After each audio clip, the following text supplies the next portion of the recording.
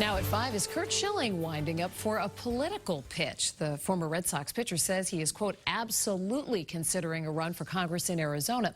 It's not the first time Schilling's considered a campaign. In fact, he talked about challenging Massachusetts Senator Elizabeth Warren in 2018. But this time around, Schilling has some high-profile support. WBZ political analyst John Keller has a scouting report on Schilling's political chances. This will be the 11th pitch. He's best known for his bloody sock playoff heroics. But could Curt Schilling's next act be a run for Congress in his home state of Arizona, waving the bloody shirt of immigration backlash? In a statement to an Arizona newspaper, Schilling writes, "Arizona is not the state I grew up in. When you have homeless veterans and children, and you're spending tax dollars on people smuggling drugs and children across our border, someone in charge needs their bleep kicked."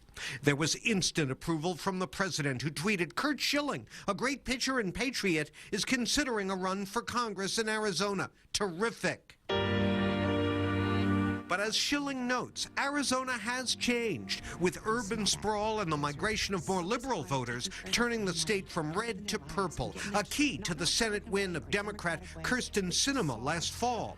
And Schilling has baggage. This anti-Muslim tweet got him suspended from his plum gig at ESPN. This post insulting transgendered people got him fired. If he's going to kind of repeat some of those words, some of that language, probably does kind of place him a bit out of, maybe at least by a little bit of it, out of the kind of mainstream. And then there's the 38 Studios video game debacle, where Schilling squandered millions in taxpayer subsidies. In a Republican primary, certainly, I think that's an issue that any opponent would probably use against him, taking, government kind of handouts, for lack of a better word, for private companies is certainly not a popular issue among Republicans, and I would imagine that his opponents would use that.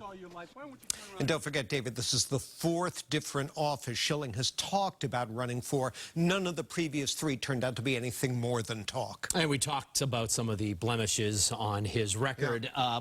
But we heard from the president today saying that he would hope that he would run. We learned from President Trump that if you are a celebrity and you have great name recognition, he's also, of course, well known in Arizona, where he played for the Diamondbacks. Why couldn't he win? Well, I think you got to maybe give Donald Trump's campaign in 2016 a little more credit here.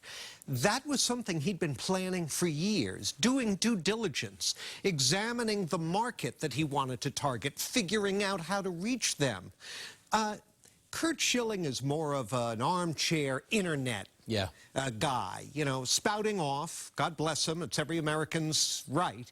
But in the one district that he would seem like a likely candidate in Arizona, there are other issues beyond immigration. What's his position on health care, education, foreign affairs? We don't know, and I suspect he doesn't either.